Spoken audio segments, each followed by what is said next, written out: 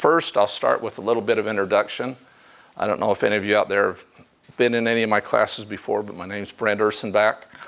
I'm a retired HVAC contractor, retired building inspector. So I spent 33 years in the HVAC industry, and in 2005, I decided I'd had enough of making payroll and all that stuff that some of you guys are familiar with, and became a building inspector, worked for 13 years doing that. Got out of that about 4 years ago, 3.5, 4 years ago, and in the meantime, just by people calling and asking, I've become an instructor and a consultant, and so I do a lot of teaching here in Utah, and except for last year, in probably 7, 8 states across the country. So my background is mechanical, and tied to mechanical, I think everybody's aware, is energy, because a proper mechanical system has to look at the building. What is our cooling demand? What is our heating demand? What is our ventilation requirements? And so mechanical and energy are the two things that I teach the most. Those in the room here have a handout. I think those online have access to a similar document. And I have this little guide, and we're going to talk about this a little bit more. I assume you're a builder, is that correct? Me? Yeah. I'm a subcontractor. Okay. We do excavation. Okay. I have a little handout, and it's a quick guide to the energy code. And the reason I prepared, well, let me back up a little bit.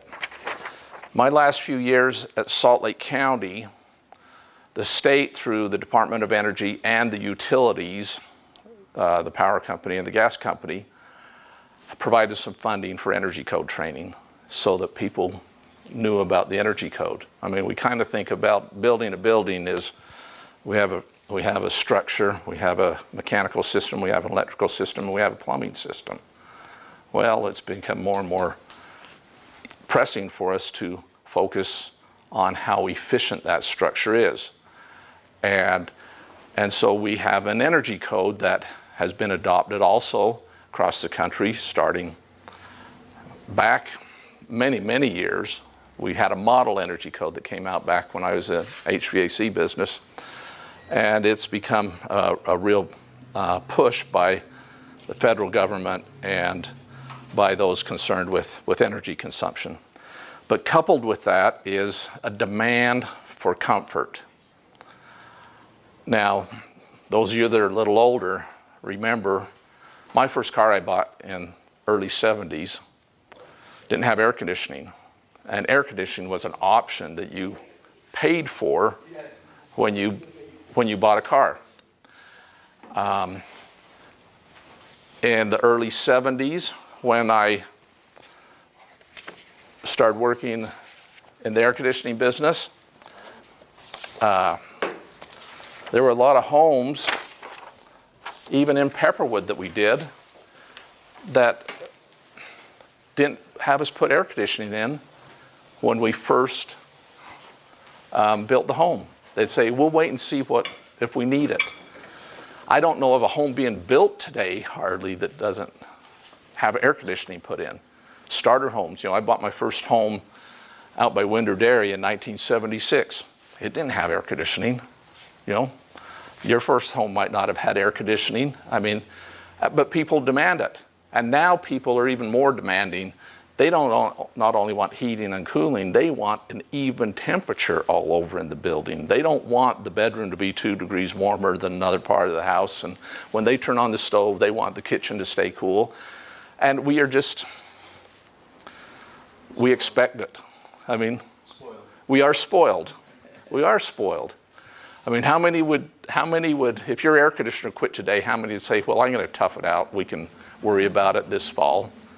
No, we wouldn't, would we? No, we'd be on the phone. We would want someone today to fix that air conditioner. So I'm going out of town for a week, and my wife says, what if the air conditioner quits while you're gone? And I says, well, I'll plug in the trailer so you can go out to the trailer, you know what I mean? But, so there's a real demand for comfort, but you cannot build a comfortable house if you don't have a good thermal envelope. A lot of the discomfort that we have with older homes is because they have a bad envelope. I mean, we all know that we've sat by a window in an older house and we can feel this draft of cold air coming by us.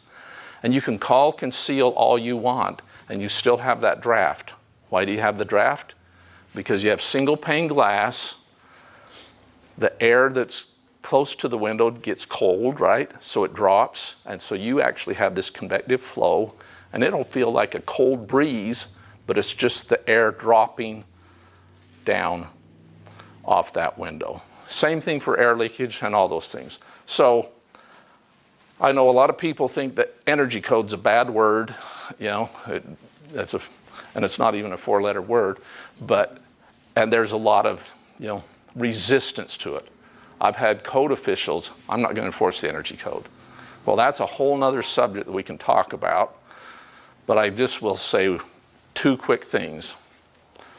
The state statute for anybody that holds a license, whether it's an inspector's license or a contractor's license, says that you're required under your license to build according to the adopted codes, and as an inspector is supposed to inspect to the adopted codes. And Doppel and I have had conversations about it because some people, the far fringe on the, you know, we should build net zero, wants to make sure every home is built right to the exact terms of the code and better. And so they've gone to Doppel and said, well, you know, they're not enforcing the code. And so Doppel has taken the approach that they wanted to talk to me, who teaches energy code, and said, we don't want to punish people, we want to educate people.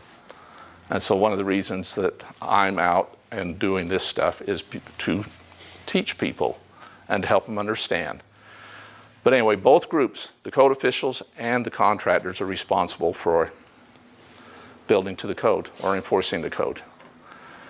Unfortunately, if you as a builder, and I know you have an exposure and there's an increase in construction defects, but if you go to court, it doesn't hold up that you say, well, it passed inspection. It doesn't. Wow. It's, did you build to code? And why? Well, part of the reason is, how many have trouble getting an inspector right now? It can be brutal, can't it? I worked at Salt Lake County, and I would go in. Actually, I didn't even go in. I would download my work, and I'd have 12, 14, 15 stops. And if one of them's a framing inspection, you know, how do you do 15? I've walked out of a lot of homes. I'll admit this. I've walked out of a lot of homes and gone, I wonder if I missed something, because I had to drive and stop at 12 or 13 or 14 other spots. So I'm not here to point a finger at anybody. What I'm here to say is we have a challenge here. We have a real challenge because it's so busy right now. If we can be more unified maybe and understand the code and have our plans drawn maybe a little bit better, maybe those things will smooth out and it'll be a little bit easier. So I'll jump off my soapbox for a minute, and I just want you to know I'm available, and you will, on the last slide is my contact information. I have a contract through WC3, through Nexent, with the Governor's Office of Energy Development to be a resource on the energy code. So if someone has a question, or if you want to know, does the code really say that, you're welcome to send me an email and ask me questions, and I will respond. And I can do that.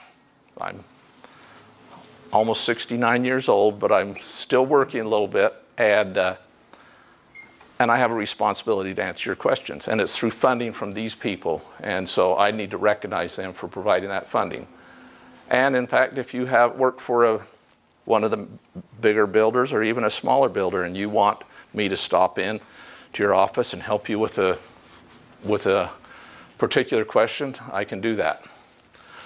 So, the quick guide. I put this together.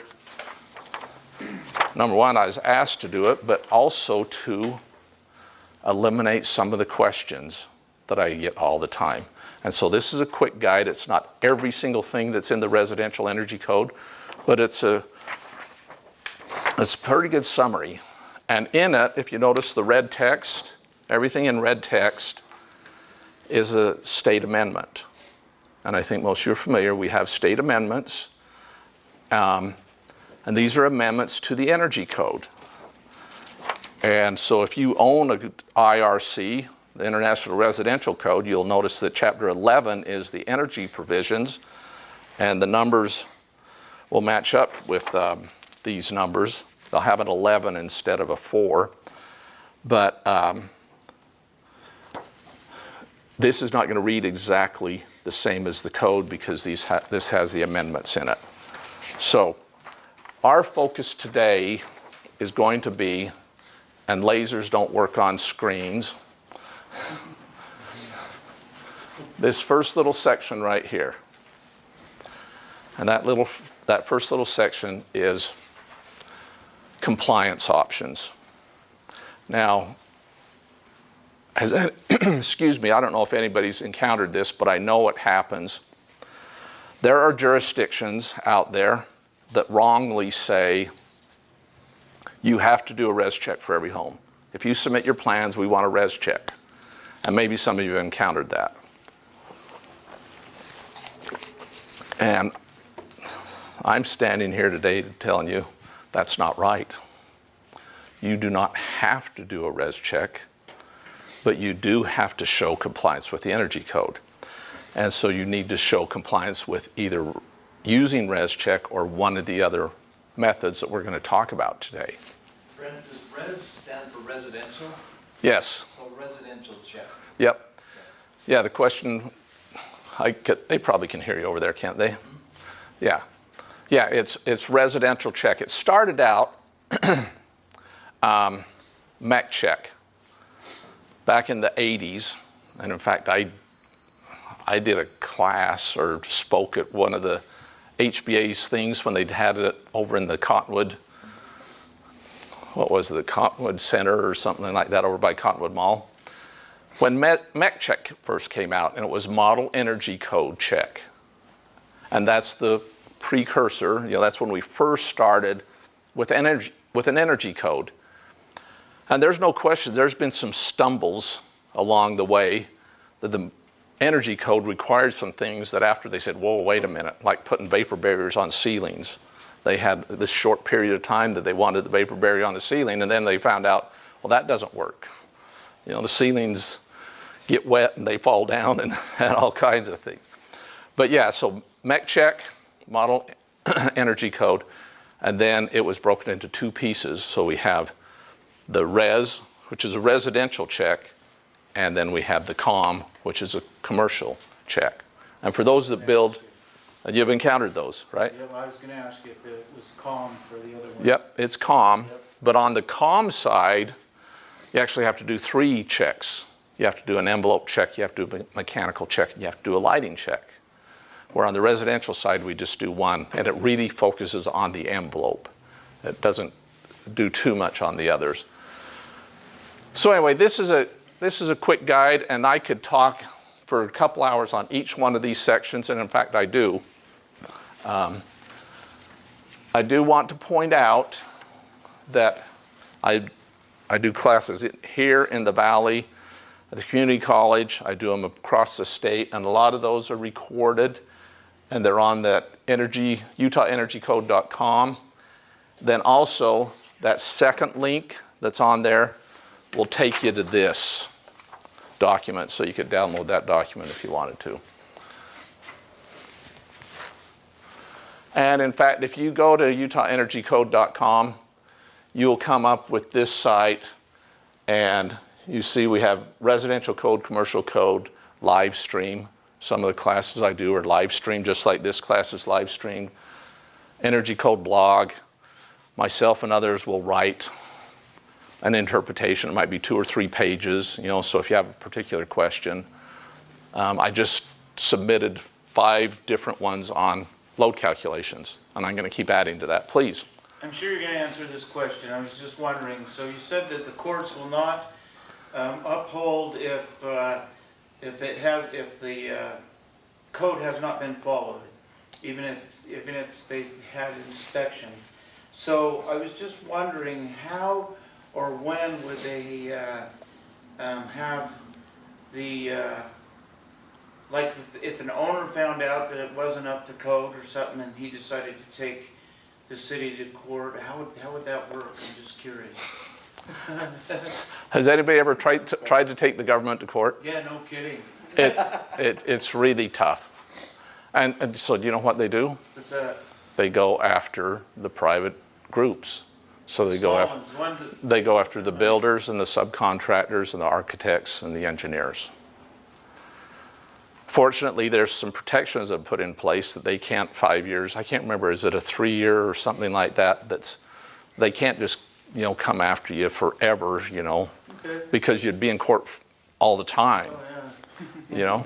And I actually do a little bit of expert witness work, and at least half of it is for the builder or the subcontractor defending them against a suit that's completely ridiculous, you know.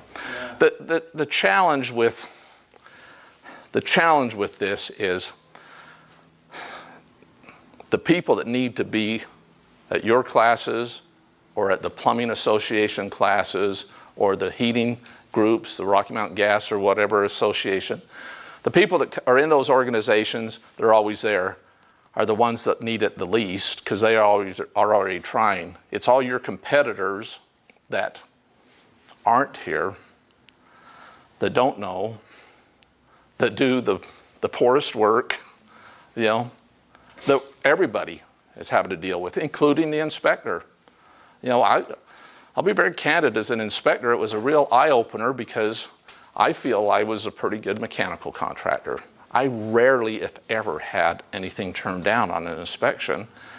And I become an inspector, and I wasn't just looking at the work that I was involved in, you know, with the high-quality builders and such. I was looking at the work that everybody did, including the guys that were unlicensed that got caught and everything else. And so I saw this huge, broad spectrum of work at all different levels. And so, yeah, I mean, that's the way you can. Well, I've seen some cities be in a real uncomfortable position because of, you know, they screwed up, you know. Yeah. And so my focus when I teach code officials is enforce the code, but don't stretch beyond the code. You know, I just got some emails I'm exchanging with a builder, and one jurisdiction's requiring him to have architectural stamps on townhouse projects, and that's not what the state statute says. And so there's no perfect contractor, there's no perfect inspector, there's no perfect architect. You know, the best we can do is make sure we understand and do everything we can to minimize it. And so I have a lot of stuff on this site, on the blogs, you know, that maybe can help you with that.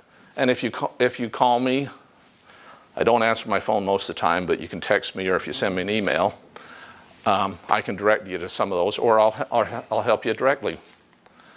And so our guide. Let's get into what we're going to talk about today. Compliance options.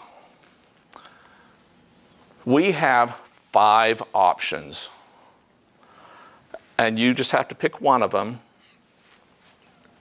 and you use that to show compliance with the energy code. And I'm not going to read through this list because I have a next slide, but you'll notice number 5 in red means it's a state amendment. And so the code has 4. We have a 5th because of a state amendment. So we'll talk about those. Now, please. No, that's what I want you. I want to talk about solar energy, solar panels, something like that, or not? Only curiosity, or not? Well, you want an opinion on them, or? No, if you're I do. gonna, maybe I'll. I'm not gonna. I think it's the future, but I don't know. I'm not going to get into PV today, but I'm happy to. I mean, I want your questions. If we answer a question that's a little bit off this particular subject, that's fine. I don't think you care if I hit every single slide I prepared. People call me all the time and say, hey, should I put PV on my house? I'm building a new house. Should I put PV on it? Should I put solar on it? Now, there's a lot of gimmicks, you know, trying to get people to put solar on houses and stuff like that. Some of them you don't even own them, and you're leasing them, and they're clouding your title with the panels that are on your roof. But here's what I suggest, and this has been my opinion for years, and it will continue to be that. If you have an extra $30,000 and you want to be more energy efficient, rather than putting the PV on, spend the $30,000 on your envelope, your mechanical system, and your ventilation system. Because if you insulate better, you automatically save 10 or 15 or 20%, and you don't have to maintain panels, and you don't have, panels will fail. But you build a good envelope that you insulate properly, that stays there, doesn't it? And it saves you money, whether it takes 3 years or 5 years or 7 years to pay that extra money off, it saves it going on and on and on. So if you want PV and you're building a new house, I would say build the most efficient house you can afford. Spend as much as you can afford on building the very best, whether that's, and there's a lot of crazy things you can do. I really shouldn't say they're crazy because they're not. I mean, there's foam on the exterior, there's spray foams, there's ICF, insulated concrete forms, there's SIPs, there's all these things that you can build a better envelope. How about if you're already in a home that's been built? Well, again, if it's a home that's already built, look at how can I improve my house? And make sure you have good windows. Make sure if your ductwork's in the attic, either look real hard at how you can get it out of the attic or encapsulating it in closed cell spray foam. Huge amount of energy is wasted through ductwork in attic. I don't know, anybody have a unit in St. George? Cooling costs in St. George are crazy. And you know why? It's hot, but they also put the air handler and all the ductwork up in that environment that's 150 degrees, and so you have all that gain in through your ductwork. Or if you could bring it inside the envelope, and yeah, it takes a little bit of innovation, but you can save 25 to 50% on your utility bills if you get that stuff out of that hot attic. If there's one thing we did across the state, it would be get that stuff out of the attics. That would. So on your existing home, I have an existing home. I bought an existing home 15 years ago, and that's one of the things I've been working on, is I've remodeled upstairs. I've brought ductwork out of it and soffits for laundry room cabinets and bathroom ceilings and stuff like that. I brought my ductwork down, and it's made a big difference. So I don't have anything against PV, not at all. Yeah, I'd love to have a house that with a bunch of PV panels and maybe a battery on the wall where I could stand alone.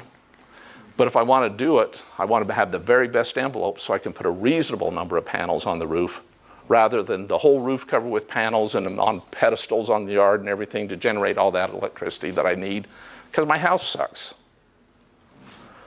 Makes sense, doesn't it? We got 18 panels on my house, and it cost, I think, around 13. We got a rebate. Sure. Saved a lot of money at the end of it, and we've had some really good power bills. Yeah. But now we've got my son-in-law living with us that needs a lung transplant, and he's got the AC turned way down low and everything like that, and we're starting to get a bill again.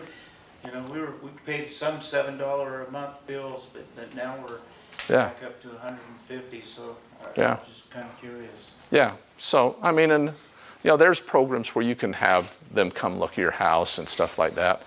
But yeah, and I'm not saying the PV is bad. Yeah, no, I got You know, and there were better rebates and tax credits in the past than there are now. Yeah. And some of those make it really affordable. So, I mean, I'm all for saving energy. I mean, one of my boys drives 2 electric cars, you know what I mean? And I don't have anything against that. So, let's move on. Great questions. So here's our 5 options. Our first option is what we call prescriptive. Prescriptive means we have a table, and if you meet every requirement in that table, you comply with the code. And I have on this little handout, I have copied just the stuff that applies to our climate zones, and we'll look at that on a future slide here. So we have that prescriptive table. You put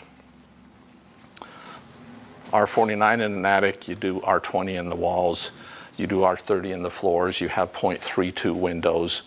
You meet this recipe and you comply with the code. Now, why are they saying, well, we want a res check?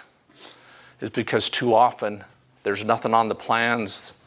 If you're going to do prescriptive, if you're going to build a well-insulated house and you want to use the prescriptive, you should on the front page or someplace have a note that says this house will comply with the prescriptive table in the code, and then just list the insulation is going to be this and this and this and this, and then the plan should reflect the insulation is you know, those same things. And I'm not giving you the exact numbers because different climate zones are different numbers.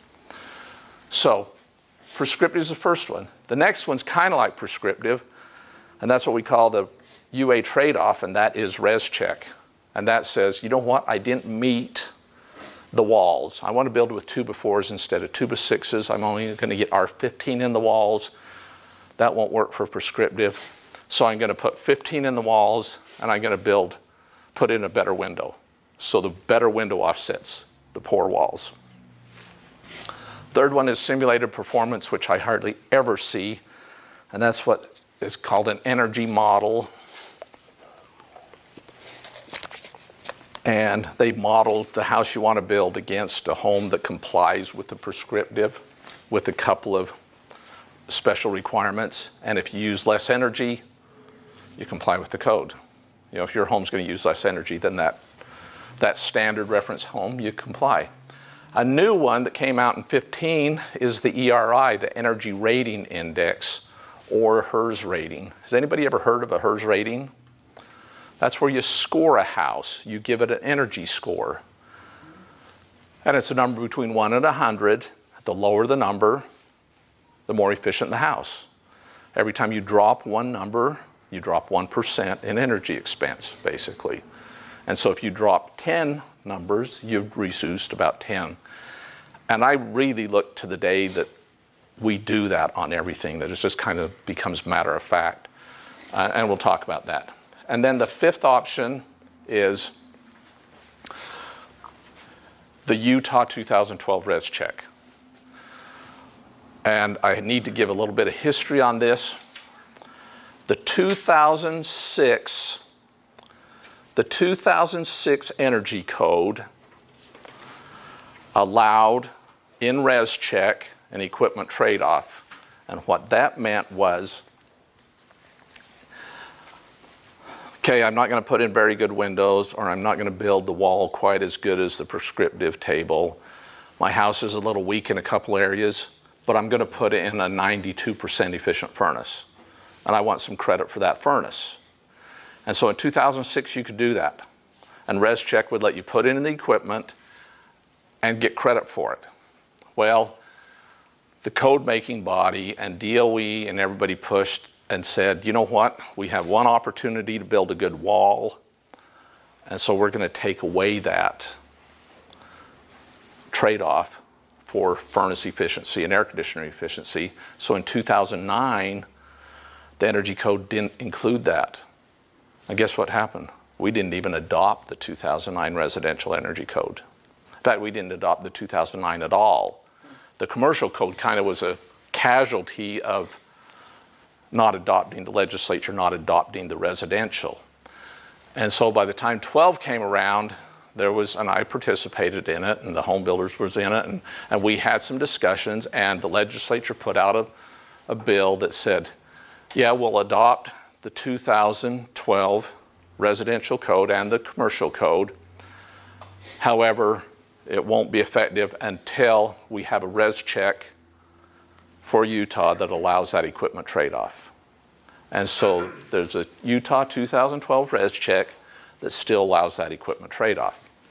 And that is still in effect today by law. But now there's some triggers in there, and we'll talk about that a little bit deeper. I have a question. Please. Why you do a 97% efficient in a poor house, four walls and windows that one panel? That make no sense. Well, the code won't let them build with single pane glass. Oh, okay. It won't let them go that far. No. You have to put a minimum of 2 panes of glass. Okay. But that's the debate, you know. Why would we allow? I mean, because technically you can with that, you can build a pretty crappy envelope. Yeah.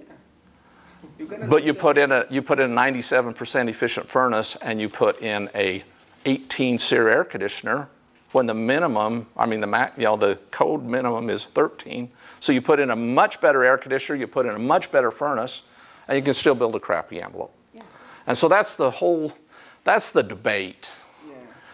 And you know, and we're not going to settle that one today. You know, no. I guarantee it. But that's the logic behind it. Yeah. You know, we have stayed on the 2015 residential code, right? Yeah. And possibly next year we're going to go to the 21 code. We skipped the 18 for residential. These are some of the things that are going to be talked about. And in fact, what's happening, and I don't know when it's going to happen, this option is going to go away at some point in time because DOE isn't going to support that. You know, they don't support 2006 res check anymore. They don't support 2009 res check anymore. They do 2012, but at some time they're going to drop that and you won't even be able to download it anymore. And so, but we'll talk about that a little bit more. Please. Where does like a prescriptive or any of the other four come in with a HERS rating? What HERS rating do those other four default to naturally? Okay, the question about where does it fall? Generally, and Ron MacArthur and I might disagree on this, but when this all came about, this fifth option, I ran about 120 res checks. And I changed different things and everything because what I was trying to do is come up with a number on how much you should pass by to be on par with the others. And so the top four are fairly similar. You know, you're going to have the similar energy savings. The bottom one, right when it first went into effect, you just had to pass that Utah 2012 res check. In 2019, it went to 3%. In 17, it went to 3%. In 19, it went to 4%. In January this year, it went to 5%. You have to pass by 5%.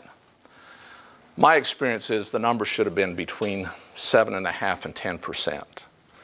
And so what I am saying is, when we started out, you could build a home that was about 7% less efficient, and now you're 2.5%, 3%, or 4% less efficient.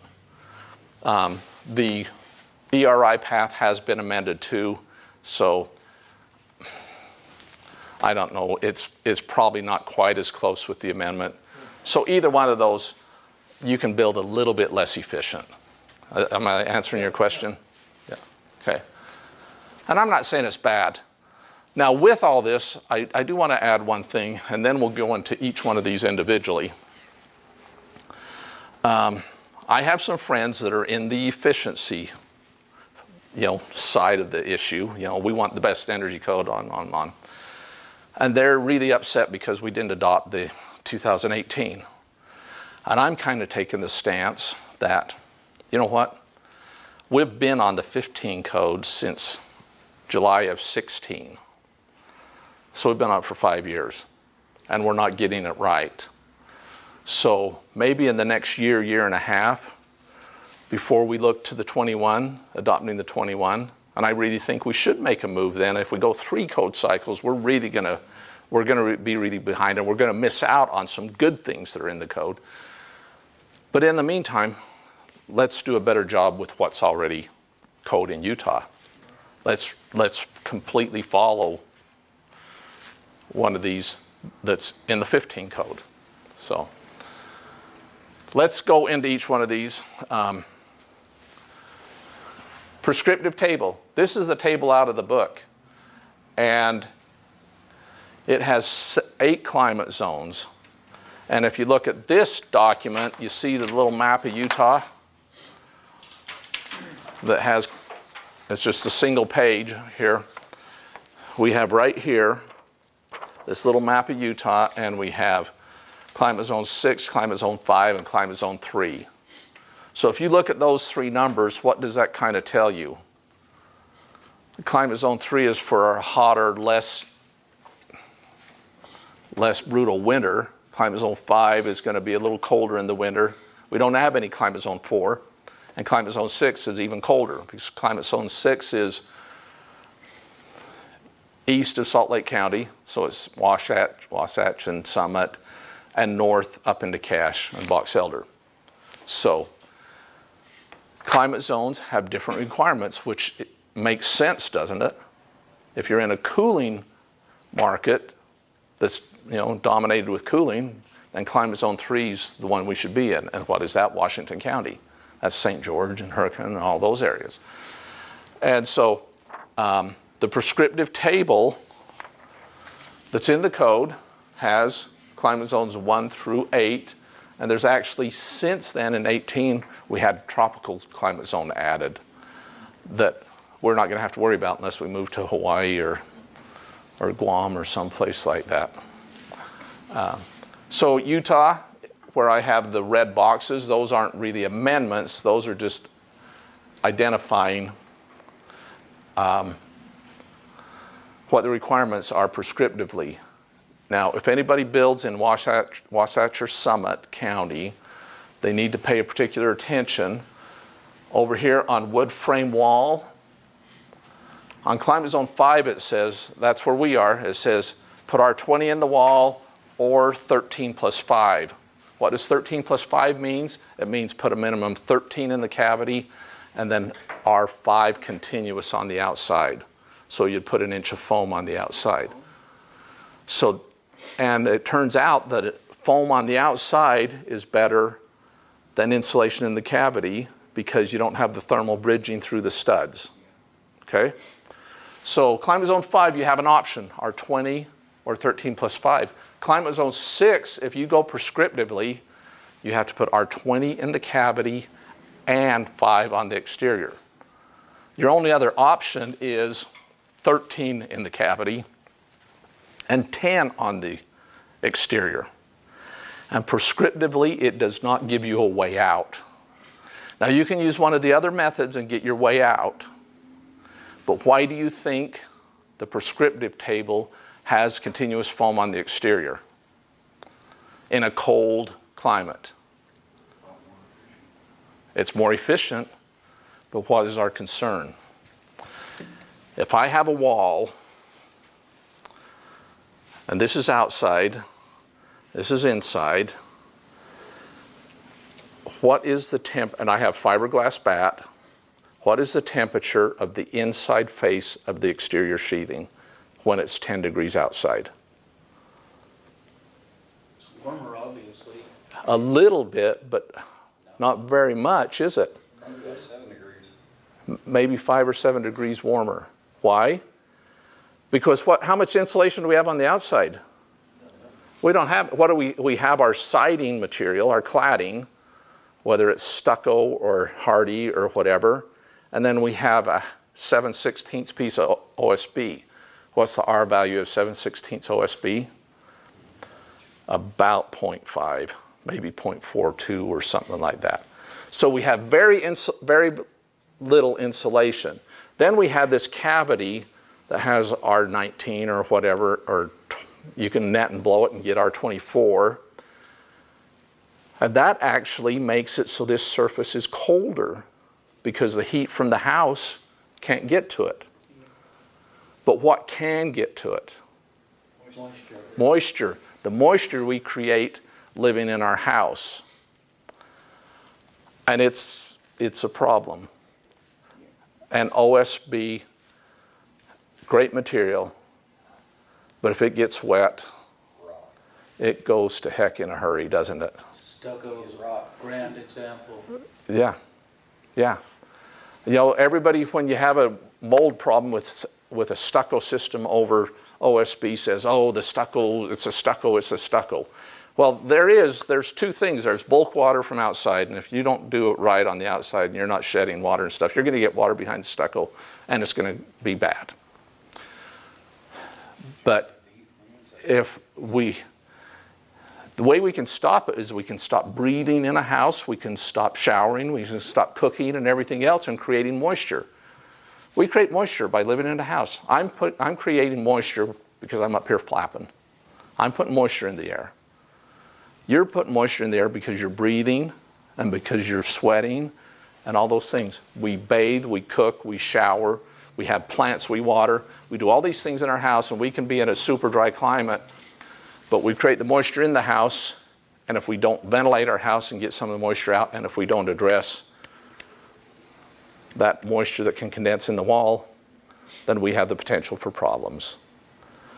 I'm not telling everybody they have to put exterior foam on the outside, but I am going to suggest that exterior foam on the outside is one of the solutions. Because what happens, I put R10 on the outside, what's the surface temperature of the inside face of my OSB? It's much warmer because I've got insulation on the outside. And it's continuous insulation. I don't have any bridging through studs or anything like that.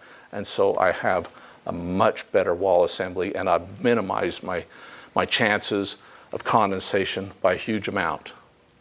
You guys have sponsored Mark LaLiberte in construction instruction before. If you haven't been to one of his classes, you ought to be in one of his classes because he pounds this thing home. And you know what? It's kind of a casualty of just the way we're building homes. We're building them tighter. We're doing all these insulating and everything. It used to be they just leaked like a sieve and it would get wet and then it would dry out because you had the wind blowing through the house. We're exchanging all the air in our house every hour, and so it would dry out. Well, we can't build a house like that. I mean, our utility infrastructure can't even support the demand for energy that would do. So our prescriptive table is telling us cold climates have that issue, and if you want to follow that, that's what you're going to have to do. I remember with stucco, they made it into where you needed to put 2 sheets of the Paper. paper on there.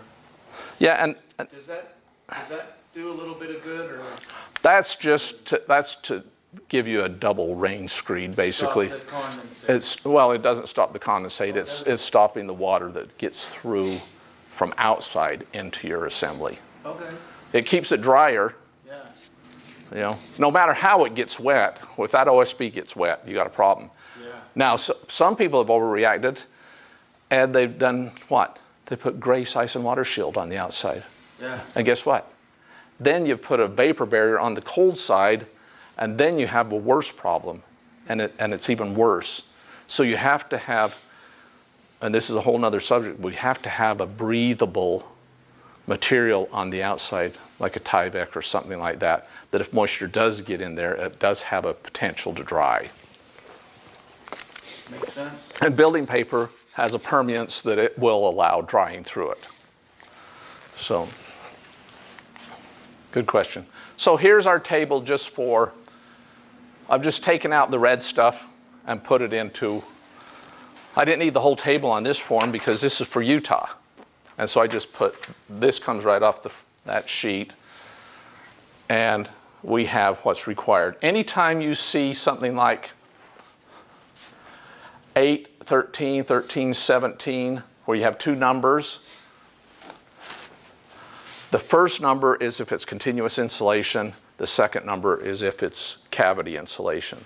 So like in a basement wall in our climate right here, it's 1519. So the 15 is, if we're going prescriptively and we want to blanket the walls, not frame them, we have to have a 15 blanket. If you're going to stud it and frame it and insulate that for the basement, then you need to put in a 19.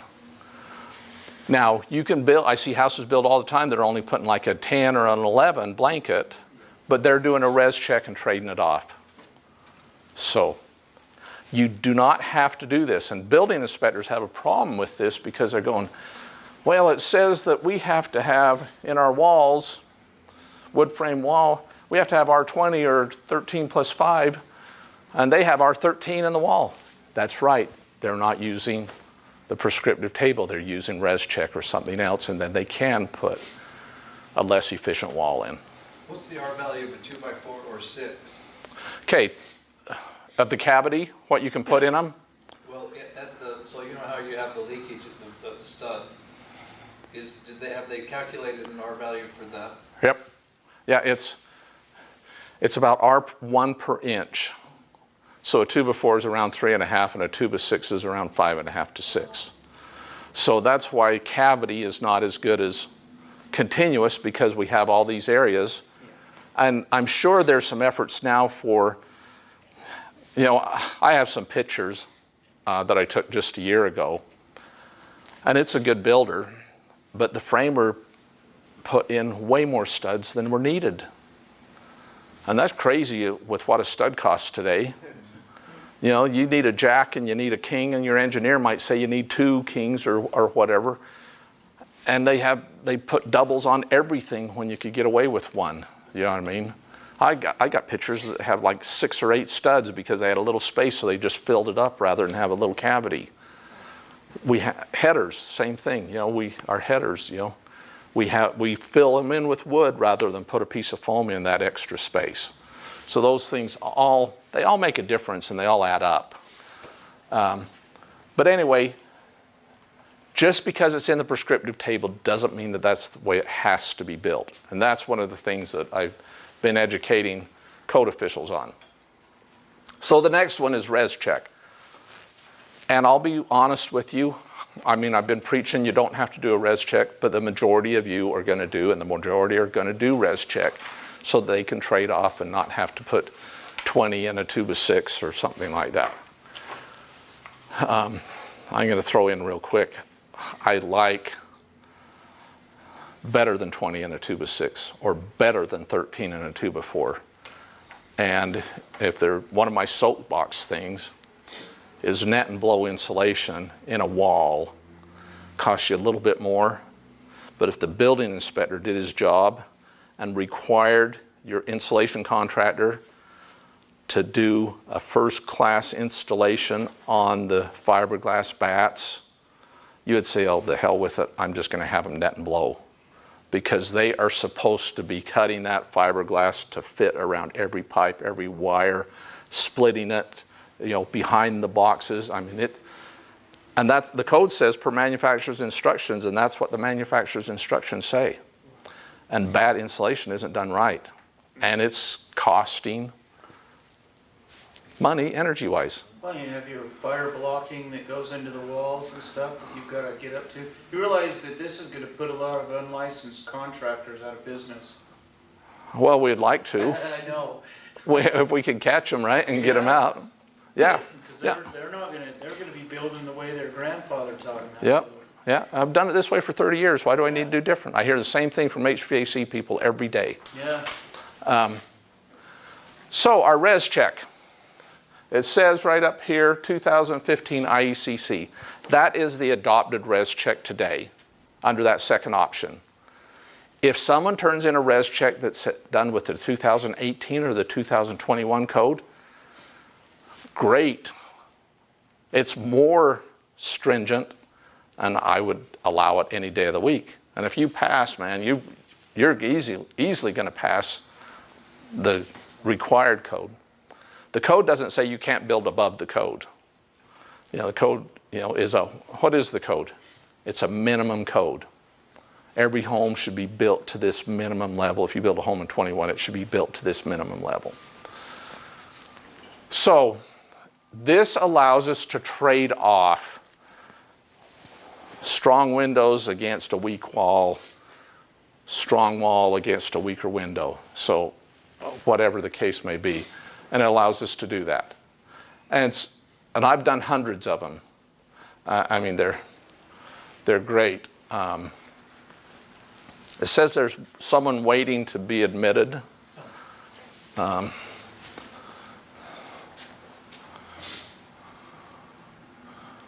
There we go.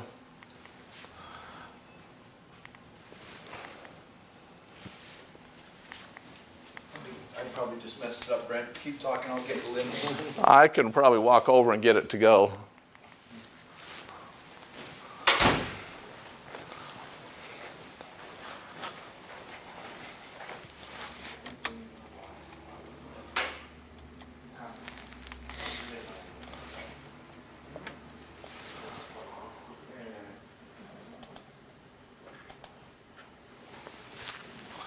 I think I got it. Yep, I did. Yep, it's okay. Okay, I've thrown in a couple of res checks, and we're just going to go through these fairly quickly. Probably one of the things I see the most of is someone sending me a res check and says, this doesn't look right. Will you look at it and tell me what you think? And so here I have a res check, and I don't know if you can read it or not. I don't know, maybe you can read it on your handout that's following along, but that res check passes by, if I put on my glasses, maybe I can see it, passes by 53%. Now, if I see a res check that passes by 53%, yeah, I would say, now wait a minute, why did it pass by 53%? And so they send it to me, and I looked at it, and it has the 2015 code. It's a single-family dwelling. Conditioned floor area is correct. The glazing area is about 25%. Climate zone, it was climate zone 3, which came from St. George. That's correct. Site information they didn't have on there, or maybe I whited it out. But as I look down here, it says the windows, fiberglass window has a solar heat gain coefficient of 0.05, and it has a U factor of 0.05. And I don't know how many are familiar with U factors and solar heat gain coefficients, but to get a solar heat gain coefficient of 0.05 means you have a window that is so reflective that only 5% of the heat that's in the sun rays make it through it. A good low E window today has a solar heat gain coefficient around 0.3. And so they listed a solar heat gain coefficient 6 times better than I would expect. So I do a whole nother class, and in fact I have one online that you go look at, but on solar heat gain coefficients, U factors, and stuff like that, and what you might expect. We got it. So number one, that number is messed up. It's way too low. But then they put the same number in again for the U factor. Now the U factor is the inverse of the R. A good low E window. In fact, if you go, I don't know if you're familiar, AMSCO makes a double coat. They have low E on 2 panes. They tell you don't use razor blades because the inside surface has a coating on it. That has a U factor of about 0.27, 0.28, and that's just about as good as you can get out of 2 panes of glass. The lower the number, the better. That is about an R4 window. A 0.33 window is an R3 window. So an R4 is about the best you can get. Well, they are claiming that it's a 0.05 window, which means it's an R20 window. Can you buy an R20 window? You can't get anywhere close to that. I mean, that's just a ridiculous number. I'm sorry? Unless you're putting tinfoil on the outside of it. I just wouldn't do it. I wouldn't do it. I mean, what do you have to do to get R20? Aren't they? Huh? Linford's out of business, aren't they? Yeah. Linford Glass. Yeah, they're not around, but I don't think they are. But an R20 window, I mean, you think about that. That would be a window that performs equal to 3 inches of closed cell spray foam. That'd be a window that's equal to a 6-inch high density fiberglass bat. And if you have 2 pieces of glass or 3 pieces of glass or 5 pieces of glass, it's not going to do it. Ridiculous number. So, how do I get everybody to understand? You know, I mean, that's why we're here talking about it. You need to be paying attention to what numbers that are being put on there, and the person that does it needs to be someone that understands. That's probably the biggest thing. You need to have someone that knows what they're doing, do your res checks. What's the big problem with this? If this isn't caught and no one pays attention to it, and your HVAC guy comes in and he doesn't understand it and he puts it in his load calculation, we have this snowball effect. And we have an HVAC system that isn't going to work because it's based on faulty information. So, big error on this one. And someone submitted it and thought it was okay. Fortunately, they sent it out and got an opinion. A res check needs to match the plans. This is one of my top 5. I do some plan review still. I did plan review at Salt Lake County. I get a plan that's submitted, and the plan says that we're going to put R13 in the walls and 0.27 windows. But the res check says that they're going to put R20 in the walls and 0.30 windows or 0.25 windows. You see what I mean? And then the load calculation has a whole different set of numbers. The number one thing as far as energy and mechanical code, I think we need to make sure is that we're using accurate numbers and it's on all the plans. If you're building a house, you don't give the res check to the insulation guy, do you? You give him the plans to do his takeoff, and if the plans are wrong, and he bids what's on the plans, and you put it in that way, but the HVAC guy looked at the res check and it had a whole different set of numbers, we have a problem. And you know what they're going to say? Well, it's the building inspector because he made me put in that size of equipment. No, the building inspector, all he's doing is saying, well, you have a load calculation that says this. Comply with that. So it's so important that we get these numbers right because it changes huge. This, with correct numbers in it, would still pass, but it wouldn't pass by 53%. This is saying it's going to save 50%, on the reduce the energy consumption by half. It's not going to do that. We have to make sure the res check includes all the components of the thermal envelope. I had a project that I reviewed, and it was an apartment project. It was 3 stories, so it was a residential, but it was built over a post-tension slab, so it had parking underneath. And the architect submitted a res check, and he didn't put the floor in for that bottom floor unit that was over the cold concrete parking. And I kept sending it back, and I said, you got to put in the floor. And he called me back, and he says, I can't put it in. I says, well, why not? He says, because it won't pass. Well, no kidding, it won't pass because you didn't insulate it. You wanted to build a unit that had cold floors with an open parking area with just a concrete slab. It's not going to pass. I can see a res check where all the walls are together on one line. That's okay. And we'll talk more about that in just a minute. Anyway, the big thing on these are the windows. Those numbers simply are not attainable. You cannot get a window that's built that way, that's built that good. And I require them all to be signed, just so someone's accountable. Okay, here's another one. Same type of thing. This one passes by 1.9%. This is to the Utah Energy Conservation Code. But if we look at this, that was supposed to pass by 4% when this one was submitted. It's not passing by enough. Remember I said if you use that Utah 2012, start out you had to pass by 3, then you had to pass by 4, now you have to pass by 5. They only passed by 1.9%. But they started playing another game on here. They put R19 in the cavity and then they put R1 for continuous insulation. And they put continuous insulation here, here, here, and there. And they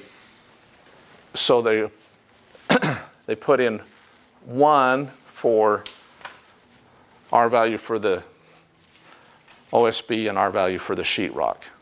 Guess what? When you do a res check, it already accounts for all that.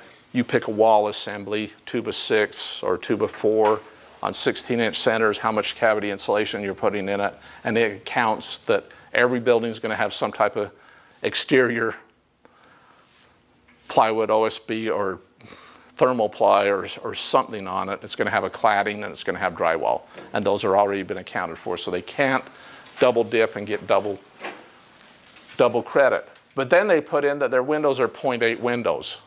Well, that's a ridiculously poor window. That's like single pane vinyl. Again, someone doesn't understand it. Double pane vinyl without low E is about a 0.48. Double pane standard low E is about a 0.32, 0.33. And if you put the double coats, you get down in the 2.7s. Again, the smaller the number, the better.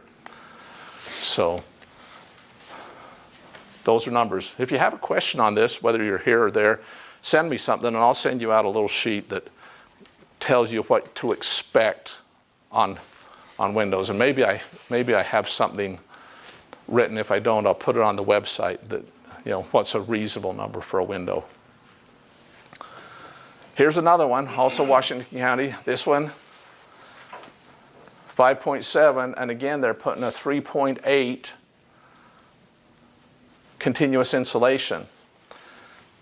Maybe they're putting a 1/2 inch of foam on the outside, but if they are, what needs to happen?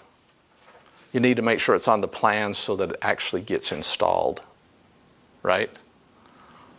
Now, I know there's a debate, and Jaren's very familiar with this, on plan review.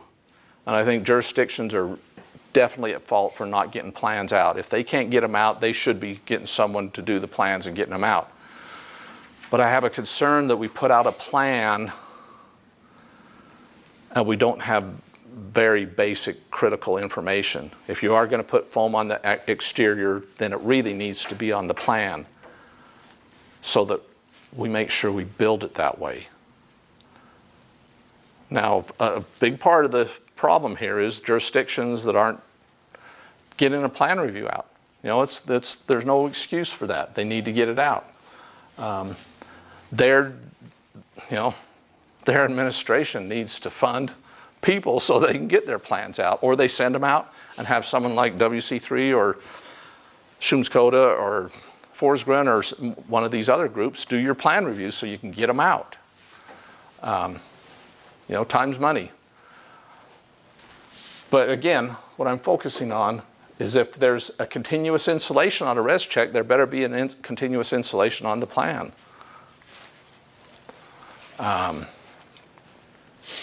Another one passes by 7.8%. This one they say they have R4, and that's probably, they could be putting some foam on the outside, verify that, and their windows have a 0.28 window. That's attainable. So these numbers are all reasonable.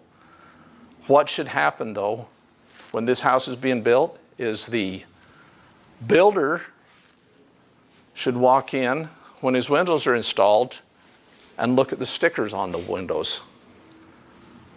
You know, there's a little sticker, it says NFRC. And the builder should be saying, I told you we had to have 0.28 windows. If you got 0.34 windows, then we got a problem with our window supplier, right? Because the inspector should be coming out and looking at the res check and saying, well, we're supposed to have 0.28 windows. If we don't have 0.28 windows, then we have a problem. So everybody just needs to be aware of what should be in the building, which should be on the plan, and then we have a building that's built correctly. I mean, a builder is trying to build a good house, but it's really hard to build a good house if we don't have a good plan. I did some jobs, and I bet some of you general contractors are out there that maybe have had the same experience. These were either large custom homes, or they were commercial jobs. And I wish I had, when they brought me the plans, or I went and picked them up and did the takeoff, and I looked at it and I saw it was junk, I should have got out my checkbook and written them a check for $5,000 or $10,000 and said, go get someone else to do the job, because I lost more than that on the job because the plans were so horrible. And the builder didn't make any money either, because he had to fight all the way through the project. The whole thing's, so I'm sure someone out there has been on a job that was just horrible. The plans were just horrible. And so when I review plans, I don't get nitpicky on did they write down the size of the combustion air or whatever, but I want the critical information on the plans so that we can get it built right. Someone's paying a lot of money for this commercial building or residential building or something, and if they had their list of requirements, we need to do the best we can to give them that list of requirements. Question. Please. I work in some county lot, and they a lot of walkout basements, Yeah. and they're requiring foam board in the walkout, but you have that, I don't know what the R value is of the concrete slab versus with the wall that's exposed that you can't really foam. So are you saying so you have a stem wall and then you have your concrete slab, but the foam doesn't come to the top of slab? Correct. If it doesn't come to top of slab, it really doesn't do much good. Yeah. So they'll do sometimes what they'll do, because you have to have, the slab kind of pour up to the wall. And so there's not really, I don't know if there's a good solution. They cut it at an angle sometimes, but Okay. you only have, you just get concrete cracking, whatever. Yeah. Yeah, and if you pour concrete, you know that if you have, the code does allow you to chamfer the foam, so it goes from the 2-inch to 0, and then you're supposed to pour the concrete. Well, how much aggregate are you going to get into that little triangle piece? Yeah. Hardly none, and it's going to break off. The carpet guys come in. It's a bad detail. And this is a challenging thing, and I have a lot of heartburn over it because it's a critical piece of comfort. If you don't have slab edge insulation, you're going to have homeowners that are always experiencing cold floors. If you're, I don't know if anybody's old enough to remember Jay Page at Discovery Homes. He lives in West Jordan. This is back in the 70s. I was working for Bonneville Heating. I was their foreman. And he built this little, wasn't little, it was like a 1,400 square foot rambler. And then he did the family room behind the garage. 2 or 3 steps down, you had a slab on grade family room. And then you could go from there, maybe a laundry room, and into your garage. Your garage set out front. And everybody complained that they were cold in the family room. And so we added underground heat ducts to it and added extra heat runs, and we did returns down there, and we just fought it and fought it. And we even went so far as putting the thermostat down there. And so it would run until that room was warm, but their feet were still cold, but it made the rest of the house so hot, and they were closing all the registers. I mean, it was just a battle. One day I went out there with my boss, and it was cold. And the lady said, take your shoes off and walk around the perimeter. And the floor was cold because why? Concrete has like an R value of 0.08 per inch. And we took those thermometers that all the HVAC guys carry in their pockets so they can stick them in the duct, and worked it down under the carpet and under the foam pad. And it was about 37 degrees, the temperature of the concrete around the perimeter of the building, that family room. And we asked Jay to put a piece of concrete expansion, which is about R1.5 or something like that. On the rest of the houses, he put a piece of concrete expansion. He compacted real well. He did dowel a little bit, you know. The problem went away. So if we don't have that, we have a big problem. Now, one of the solutions is you put the foam on the outside and you take it up all the way.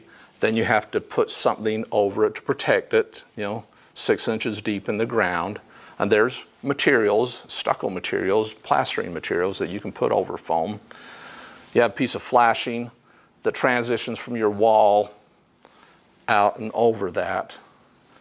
And that's probably the best way to insulate those. Moisture from getting into the foam.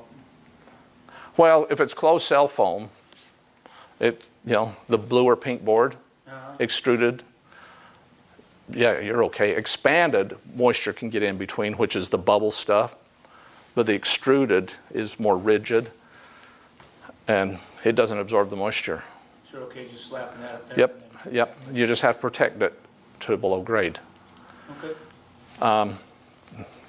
I know it's a pain. No, yeah, It's a pain. Because I'm like, well, what's the point of this, you know? Yeah. Anything slab on grade. Yeah. Anything slab on grade. In our climate zone, it's R10. In climate zone 6, it's R15. If it's a heated slab that you put radiant heat in, then you have to add another R5, so it's R15. Yeah. Now, I built a home in 94, 95 with a big walkout just down here in South Jordan. And I did the foam, and I brought it to the top, but I could because it was a brick house. And so I had my brick, and I had 2x6, and it overlapped onto the foam about an inch, but then I had drywall and baseboard, and so it hid the foam. How often do we have a brick house anymore? You know, our wall is sitting into the other side. The other thing I've seen people do, and I'm going to move on real quick, is actually when they pour that shorter wall, and I've accepted this, is they take a piece of pressure treated, like 2x6, and they put that and cast it in the stem wall. So your stem wall has a little notch with that piece of 2x6 in it. And then they can bring the foam up so it just overlaps a little bit, pour your floor. You see what I'm saying? And you have that thermal break with the 2x6. There are products they make that if you're capping instead of pouring inside, there are some edge insulation pieces, you know. Yeah. But it's a nasty detail, but it's an important one. If it isn't done, you're going to have comfort problems, and people less and less are putting up with the comfort problems. Well, my dad's, he's got this airbrain idea that he uses on his slab on grades, and he's from Minnesota, and this is what they used to do in northern Minnesota, is he would stick a flex pipe around the perimeter of the slab before they poured it, and he claims his floor doesn't get below 45 degrees. So he heated it, or? Not necessarily. You put just a flex pipe around the perimeter, about an inch or so below the slab. You just pour it in, and it creates an air pocket. And yeah, he has done it before, where he's run that pipe up and can heat it. And this is more like garages or shops. Yeah. So he does it in all of his garages, and his floors do stay warmer. Actually. Yeah, it would help, but it's in the code. It's in the code, and it is important. You know, I did a bunch of work in Midway, and they did slab on grades, and you know they weren't enforcing it and stuff, but we were telling them, hey, you're going to have problems. Don't come to me, because I'm the heating guy. I knew I'd been down this road before, and sure enough, it's our floors are cold. Our floors are cold. You can't throw enough heat at it to stop the heat loss. The cold doesn't come in, the heat leaves. And so all the heat that we add to the concrete just leaves and goes to the colder spot. The next one is the simulated performance. This is basically what I said, the modeling. It's a computer model. You put in your home, you put in a standard reference design that's kind of based on the prescriptive table with a few caveats to that. And this one used 38% less electricity. This one has been used in the past with Energy Star and stuff like that. It's, I hardly ever see this anymore, and I don't know anybody that's doing it right now. Now the HERS rating or the ERI path. My dream is that someday we do this on everything. And maybe the home builders don't want to see this, or maybe they do. And the reason I like this, and I know it costs a little bit of money, but what HERS raters might be able to do is tell you you're spending money on something that's not giving you very much bang for your buck, and you could spend your money someplace else, and the money you spend with them is more than offset by the savings they can give you by identifying weak spots in your envelope. So it's basically a home built to 2003, 2006 code requirement levels has a score of around 100. So the 2003 energy code, hardly anybody built to it, but if you did build to that code, you would have a score of around 100. These numbers have been amended, they're by the state. And I'll be honest with you, when these numbers first came out, the numbers were too low. They weren't on parity with the code. And across the country, the home builders and other groups said, well, the numbers are wrong. And when they were amended by different states and jurisdictions, depending on who had the authority. And these numbers are probably a little bit high. The best information that I can come up with, the numbers should be around 62, 63. And in fact, the code's adjusted a little bit. The 18 code actually brought those numbers up, not all the way to this far, but they caught it and they fixed that part of the code. So anyway, a 65 home is 35% more efficient than that home built almost 20 years ago, if you build it to code and that home was built to code. The thing I like about it, a home inspection is just about standard on every home sold today. People are even having home inspectors do their new homes, aren't they? 25 years ago, that wasn't the case. And it's only been driven by, I guess, the public, so they'd have a little bit of an idea on if the house is right. There are some builders that rate or score all their houses. The reason I like this is because if every builder scored their home, you can score an existing home, and you had two homes that were fairly identical in all the features, but one had a score of 75 and one had a score of 55 because someone had spent the money to make it a better home, they would actually realize their investment in energy savings.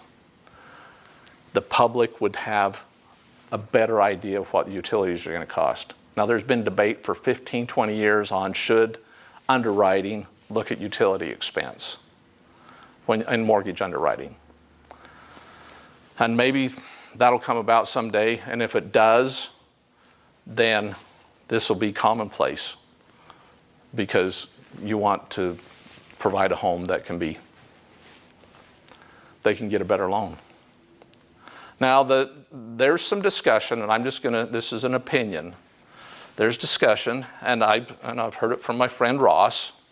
Every time we add a little bit to the cost of a house, we do eliminate some people from the dream of buying a home. There's no question, there's some people that just barely qualify. And I'm just going to make the comment, if they can just barely qualify and they have a high utility expense, what's going to happen? Utility expense is probably the second greatest expense after what? your mortgage. My utilities, and I've improved my house quite a bit. My utilities are, you know, I've been in it for 15 years, and I've got it down that my utilities are almost down to the level of my property taxes when I add them all up annually. So I've got utility expense down in the $2,300, $2,400 range. But when I bought the house, it wasn't there. You know, my utilities were quite a bit more. I just got my power bill, and we've ran the air conditioner. I mean, it's been hot, and mine was less than $100. And that's good. Yeah, isn't it? Yeah, really good. So, and that's a 2-story. I mean, it's not big, but it's, you know, I got 3,400 square feet. So, I mean, there's not one perfect answer. That's what I'm trying to say. And I think this will eventually become more and more prevalent, and maybe it's going to help those that do those things will get the money out of it. You know, that home I built back in the 90s that I sold when I moved to where I am now, I did the spray foam, I did all these things. And the guy that bought it came from California, where he had huge utility expense, and he paid for those things because he recognized them. But most of the time, people won't pay for those. Any questions on that? I'm hoping that it comes about. And let me tell you a little bit about what it is. The code says ERI, Energy Rating Index, and then I've said HERS rating, Home Energy Rating Score. If someone else comes up with a rating system similar to HERS that meets the requirements in the code, then that would be acceptable too. Right now, HERS is the only ERI path that's available. And I don't know if that's ever going to change, but the code didn't want to put in one organization's thing without allowing others to provide something. It's defined as an integer value, so you're not going to have 0.5s, it's going to be whole numbers. 100 corresponds to the reference design. 0 is a net zero energy home. So if your home with the solar panels was so efficient that by the time everything washed through, you didn't have a utility expense, you would have a 0 home.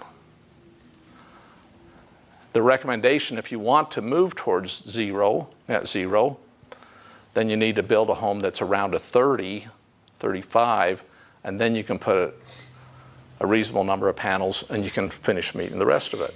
But if your home probably is how old's your home? Probably 22 years. Yeah, it's probably an 80 or a 90. Maybe you've done some improvements. Windows and solar panels. So we blew in that extra yeah. insulation in the. So maybe you're a 70. And so your PV has brought it down to where if you kind of added in your PV, your score is probably in the 40s or something like that, or 30s. Yeah. And how you live in the house changes it. Yeah. So there's no perfect score, but how it changes. The big difference between this and that performance model I talked about is this looks at all of the energy usage in the house. So when you do an ERI or an Energy Rating Index, HERS rating, they not only look at your heating and cooling energy, they look at your lighting energy, they look at your appliance energy, they look at all the energy that you use in your house. They make an assumption based on the washer and dryer you're going to put in the house, you know, your cooking appliances. And so they look at all those things, and you get credit for them. And so, in fact, if we lose that Utah 2012 res check, they can go to this path and get credit for the high efficiency furnace, the high efficiency air conditioners. I'm seeing this used down in Washington County, where out in some of those places where someone wants to have that butted glass window. Everybody know what I'm talking about?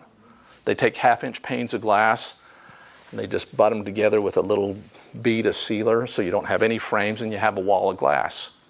Well, 1/2-inch glass is horrible for energy performance.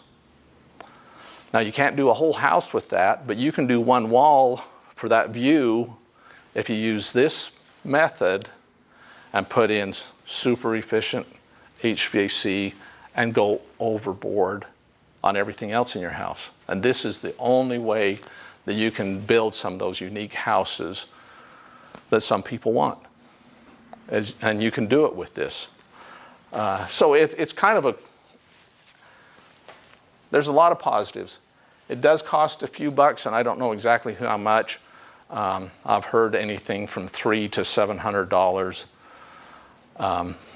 But they are also getting you rebates from utility companies and stuff as they go through it. So it's a less traditional path for sure. You know, I installed miles and miles of gas lines. How do I ensure they didn't leak? I tested it. Well, this involves testing, right? So who's the rater? Is an individual that's certified to do the test, and what he will do is he will test ductwork. He'll look at your insulation and make sure it's installed correctly. So he's a backup or a quality control to your inspection department, and he will blower door test the house. We can do a whole nother class on blower door testing. If you are not familiar with blower door testing, I suggest you go to YouTube and look at a blower door test, because it really identifies some of the leaks. And people have actually saved quite a bit of money because they're spending all this money on sealing and all this stuff. And they do a blower door test and they find, well, you know what? My framer laps the OSB over the rims as he goes up. And so they don't leak like if they come up to the top of the wall and they have a seam and then they just put a filler for the rim. You know what I mean? And those all leak. But if just your framing practices can save, you know, a lot and improve your score. I did a job at the mall once, and this was kind of new to me, all of this stuff. But I remember I had to put in my HVAC system to where it was either I think it was a positive 5%, to where the heat and the stuff that was coming from the unit that I built had to be pushed out into the mall, as opposed to the unit was taking heat and stuff from the mall. Yep. And I had to do that with my roof system and all of that, and then had to have somebody come in and check all of my vents and stuff like that, you know, my registers and stuff. And so I kind of understand what you're saying here about this. Yeah, and that's a good example. You know, we're building stuff tight, right? And we're not thinking about airflow, which is a whole nother subject. I did mall work too. There's twofold to that. Number one, if you're doing something in there that smells, they don't want it back in the mall. Yep. Number two,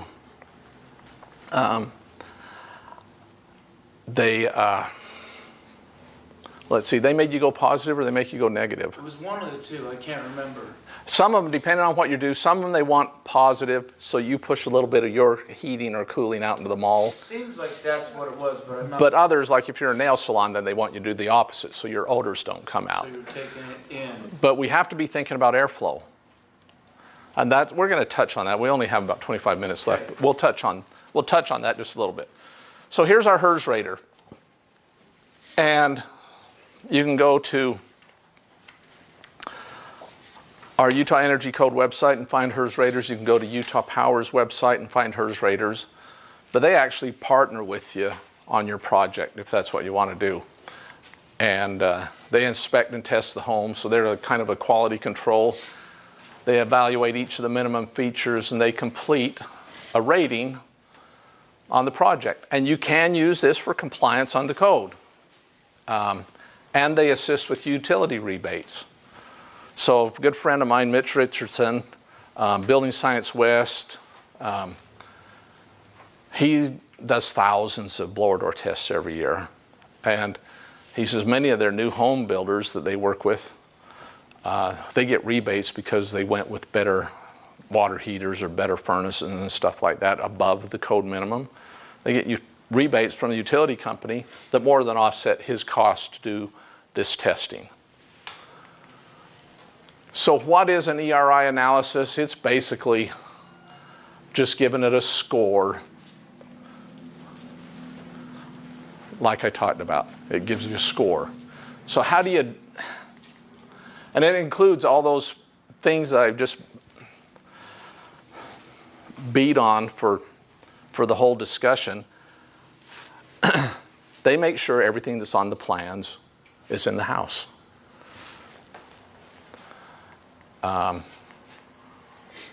Considers all the energy in the house. We talked about that. You have to meet the minimum level of the 2009 prescriptive table, so you can't build really crappy. And your proposed building has to be below that number. So if the number is 65, you have to have a number less than 65 to pass. So how do you use this if you don't get the score until the end? What they do, and I'm just going to load these up.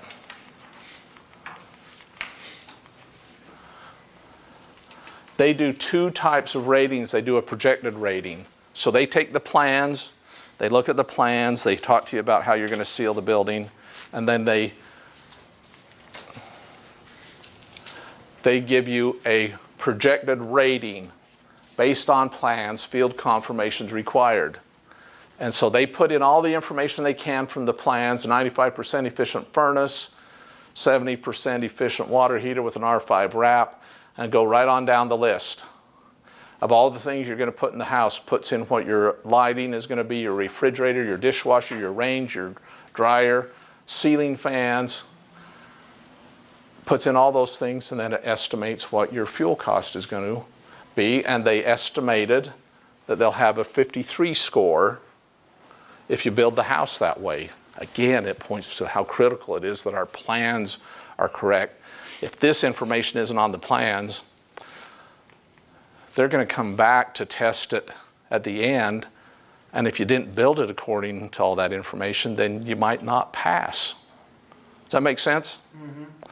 So we're not relying on just the inspector to make sure everything's there. This guy is going to make sure. So he'll come out after, and it says up here confirmed, where before it said projected. It's hard to read there. But the confirmed was a 53 because they built the house exactly how he wanted to. These guys are just a partner, and I'm not one of them. You know, I don't make money on HERS ratings, but I think it's a great addition to the building process. What does it add to the cost, would you say, for an average home? Don't hold me to this, but I think the average home today is in the $600–700 range. Okay, that isn't bad. But your utility rebates are typically bigger than that if you're adding any high efficiency features. Yeah. Right? Yeah. So, That doesn't sound you know, and these guys are smart guys. I mean, they really are. This is their livelihood, and they are actually spot checked by ResNet. You know, they have their HERS rating accreditation, means they have to submit all of theirs. In fact, they do their reporting on a cloud-based system, is my understanding. And so ResNet can say, well, we want to check a couple of your homes. And so their feet are held to the fire, you know. Would they come along in a timely manner so that if there was a little problem, that you could fix it because they could find it, or do they come along after everything's done? The builder and them create a partnership, and they come. You know, the builder lets them know I'm at this stage, you know, and they come out, and they're coming out also at installation stage. You know what I mean? Perfect. So I think what you're paying for, you get more than what you're paying for. You know what I'm saying? I would agree. I think it's I mean, there's things that I learned. Well, I don't know. You're an excavator, right? Don't you get a builder every so often that thinks he's going to go buy some equipment and do all of his own dirt work, and it costs him 5 times as much, doesn't it, than if you guys did it? Yeah, and then they realize what it really costs to. Yeah. Yeah. I mean, Yeah, I bought a backhoe. I got a skid steer and a backhoe, and my wife's still mad at me. I got a used one, so, but she's like, you haven't paid that off long. And I don't use it as much because I'm doing other things. well, and there were things I found that I was, you know, it's like blower door testing. There are a bunch of HVAC guys says, well, I'm going to buy a blower door and I'll just do it by testing myself. Well, they can have these guys come out and they'll do it for, you know, $250, $300. You know what I mean? And you're taking a guy off of production, sending him out there, setting it up. He doesn't do them all the time, so he has to scratch his head. You know, there are some things that you're better off to have the experts come and take care of us, right? And so the last one, we've already talked about this, and I'm going to move through it pretty quick because there's a few things I still want to touch on before we go. This is the Utah 2012 Res Check. How many have ever opened Res Check? Has anybody in here opened Res Check? Probably not. Res Check is a free download from Department of Energy. You can download it and do them yourself, and I see people trying to do them, and you saw what we get when the builder tries to do them himself rather than have someone do it. And it holds up his plan review and everything else. But it is a free download. If you download Res Check, it will say Utah 2012 on your drop down in the software. But when you print it, it'll say Utah Energy Conservation Code. It's the same thing. The Utah 2012 is the Utah Energy Conservation Code. So it is a Res Check made specifically for Utah. There are about 6 states that asked for this, and DOE did them for us, and I worked with them really closely when this came about because we didn't adopt the code until it was done. But afterwards, DOE said, we're never going to do this again unless you have a code that's stronger than the current code. And this one's weaker. And so it was just, you know, a lot of expense for them to do that. So anyway, here's one that was done by that, and it passed by 14.9%. I just want to add one thing for everybody, and I wish there was 1,000 listening to this. This amendment does not say, you know, this allows this 2012 Res Check, made just for Utah. It does not say you can use the 2012 prescriptive table. The prescriptive table that we have to use is the 2015, or better. We cannot, it doesn't say we can use anything in the 2012. This is just a Res Check that's based on the 12, that includes an equipment trade-off. And now it has to pass by 5%. Okay, in the last 15 minutes, I just want to go through real quick. We have some things we need to talk about. I get calls all the time. I'm doing prescriptive. I don't have to do blower door test, or I don't have to do this. I don't have to do air sealing. No, that's not what the code says. The code says that if you pick one of the 5, and after you pick that 5 and you comply with that, we have some mandatory requirements that are required no matter which one of those 5 you picked. Now there's a few little exceptions in just tiny areas, but for the most part you have to comply with these. And these are all air sealing.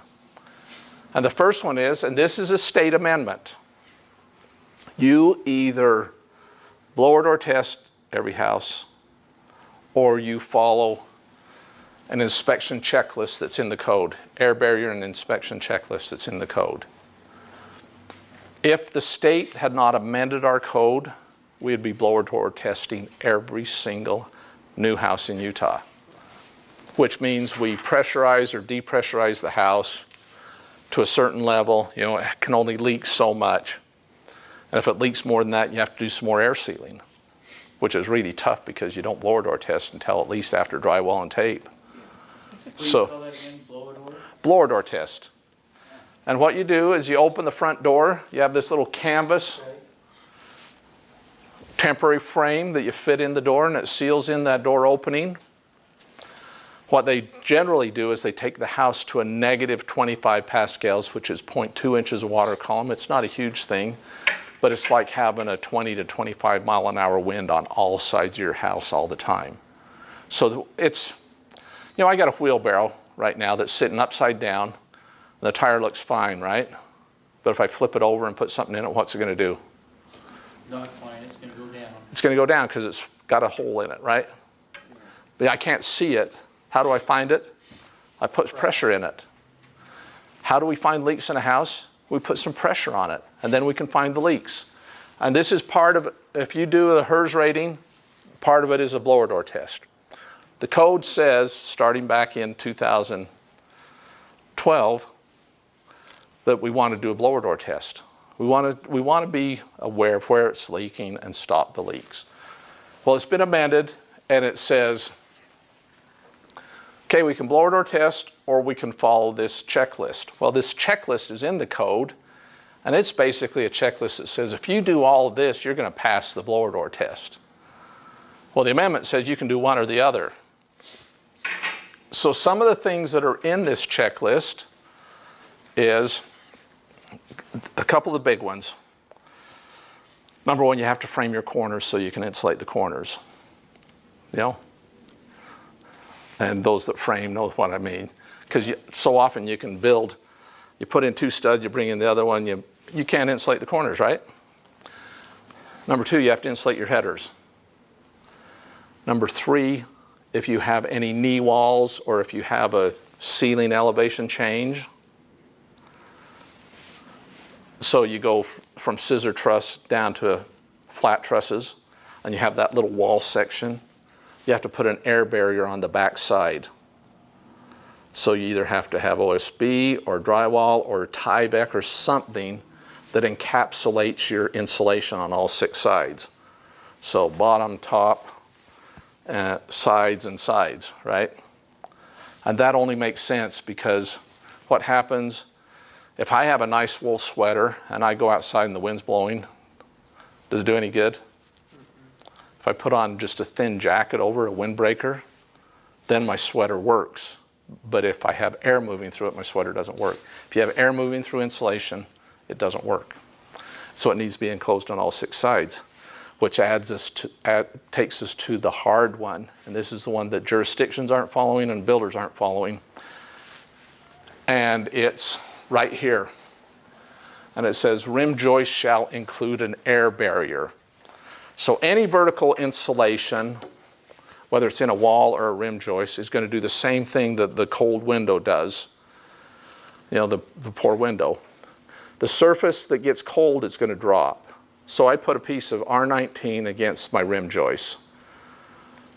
And the rim's cold because of the cold conditions on the outside, air drops, and we get this convective flow like this.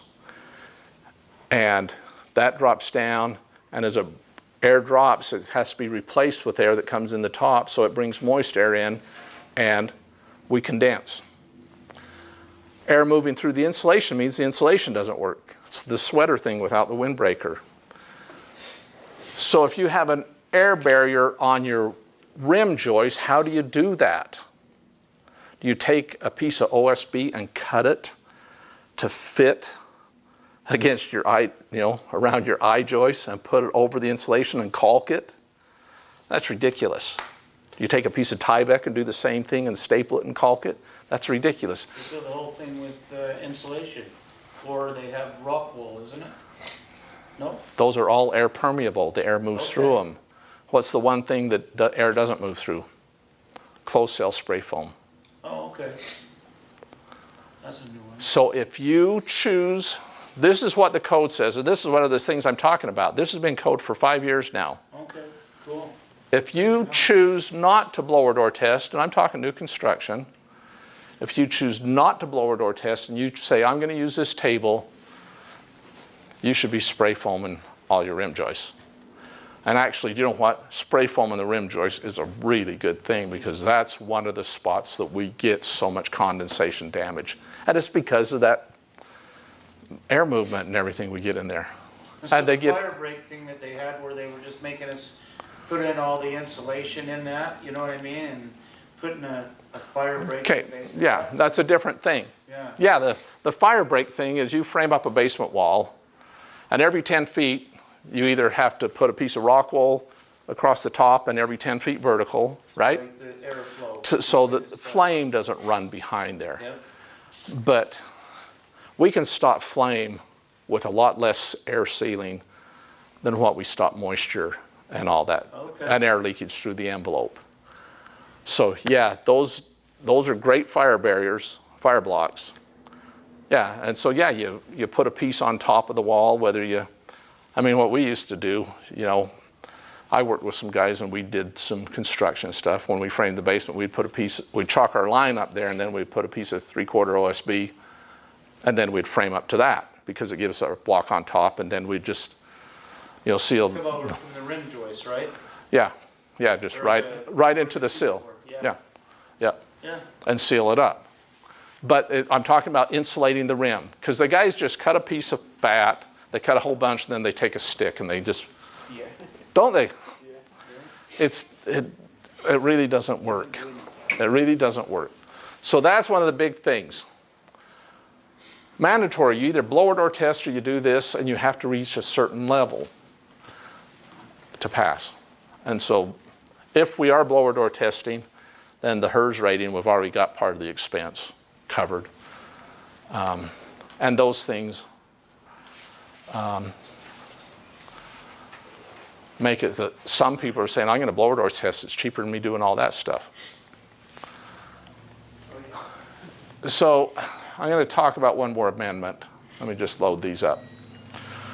So the code says every home built in Utah has to be, when blower door tested, has to be tighter than 3 air changes per hour at 50 pascals. So what that says is you pressurize or depressurize the house, and it can leak, and they measure how much air is going through the fan, and that can identify how much your house leaks, how long it would take at that pressure to move all the air out of your house. And with that fan in there, a fairly tight house will exhaust all the air in your house every 3 minutes. Excuse me, 3 times an hour. 3 times an hour, not every 3 minutes. I misspoke. Yeah. I've been talking CFM with a guy before I left this morning. So 3 air changes per hour is what? 3 ACH, 3 air changes per hour at that elevated pressure. And that 3 air changes per hour ends up someplace around a normal infiltration rate with the house just sitting there around 0.2 or something air changes per hour. So it takes 5 hours to leak all the air in your house. The code says if you're tighter than 3, you have to mechanically ventilate, which means we have to do something to maintain fresh air in the house. The amendment says, the code says if you're tighter than 5, but the amendment says if you're tighter than 3. So the amendment says, no, we don't want you to mechanically ventilate until your house is 40% tighter than what the code recommends. Why is the code recommending mechanical ventilation? Because we're building our house tight enough that we're not getting fresh air into the house. We're not controlling the moisture. We're compounding all these other problems we talked about. And so what the code is saying is we should be mechanically ventilating. And we can mechanically ventilate by having a little duct on our furnace coming in into our return. You run the furnace fan all the time, and it brings in a little bit of fresh air like your commercial jobs did. You can put a nice, quiet Panasonic fan or something in a hallway or in the master bedroom and just have it running continuous. You don't hear them, and they just exhaust a little bit of air. And then we get a little bit of leakage to replace it, but we maintain air quality. Or we can do heat recovery, energy recovery ventilators. And we don't have time to go into huge detail, but an energy recovery ventilator exhausts some air out of the house. And say we're wintertime and it's 10 degrees outside. We're throwing away 70-degree air that we paid money to heat. It goes through this heat exchanger, and we recoup about 80% of that heat and put it into fresh air that's coming back in. So we exhaust and supply with the same unit, and we recover the energy from the air we're throwing away. And that's the best way, but of course it's... So a fan's really popular, and they work really quite well. But we have to do something for air quality. That's one of the things that we're really missing the boat on. And if we maintain our air quality, we don't, we get rid of excess moisture. Our house doesn't smell. We don't spread everything to everybody quite so quickly when we catch something. There's every reason that we should do it. Just a couple more things. Unvented attics. We see lots of homes that are built with just rafters, right? Cathedral ceiling, rafter roofs. We have the same problem with condensation going up through the insulation and condensing on roofs, and it's worse than in walls, to where the code says, in our climate zone 5, if you have that type of assembly, you need to have R20 spray foam on the underside of the roof deck, with the rest of the insulation can be fiberglass, or if it's a flat roof, you can put your foam on top of the roof, but you need something to keep a warmer surface, you know what I'm saying? And this is code, and it has been for at least since 12, I think. Because we have, up in Park City area and all that stuff, they've been having to enforce this because all these homes are, the sheathing's going to heck on them. The moisture gets up through the can lights and everything, the roof rots away, and they're stripping the roof and resheathing the roof. It's because it's too cold. I wrote this, you can throw stuff at me, but it's not being enforced very well. For years and years and years, it didn't make any sense to me, because back in the 80s, Questar came out and said, you know what, we've made our houses too tight, you have to cut combustion air ducts in. And so here we do all this air sealing, then we cut a big hole in the side of the building. It doesn't make any sense, does it? You can't pass a blower door test with this big open hole. And so I came up with people from across the country, but I sponsored this one. If we have an open furnace, an open water heater with a big pipe coming in, bringing combustion air, we need to isolate it from the basement. We enclose it in a room, we put a gasket on the door, we insulate it, and we isolate it from the rest of the house. Then it'll pass a blower door test. People aren't going downstairs and saying that my whole basement is cold because I got an 8 or 10 inch pipe coming out of my ceiling, and the system works. How do you get the combustion air to supply a heater with that system that you're talking about? You know how it has to draw air into the furnace? Does that come from the outside, the hole you're talking about? Well, the combustion air ducts, the galvanized pipes that they run in, Yeah. you only have to do that with 80% furnaces and standard water heaters.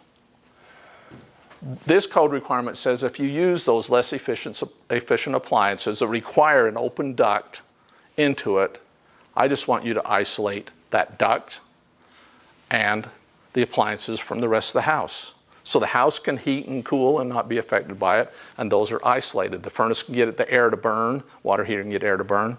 But the solution is just put in direct vent appliances with the 2 plastic pipes, because we're drawing all of our combustion air from outside. So my motive really is quit putting in the cheaper equipment, let's just put in direct vent appliances. And our house is more efficient. Yeah. And we have fewer problems. And I'm just going to wrap up real quick. I'm just going to fly through these.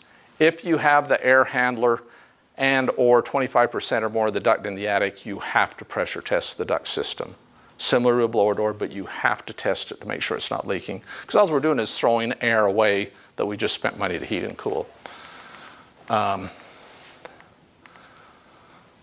And you test it kind of like you do the blower door test. Here's a furnace. They've taken the bottom door off. They have a fan. They put masking over all the registers and grills, and they turn the fan on and see how much it leaks. And if it leaks too much, you have to seal the duct. You can't get out of this. There isn't a choice. If you put it in the attic, you're supposed to do this, period. And we're right on time. 11.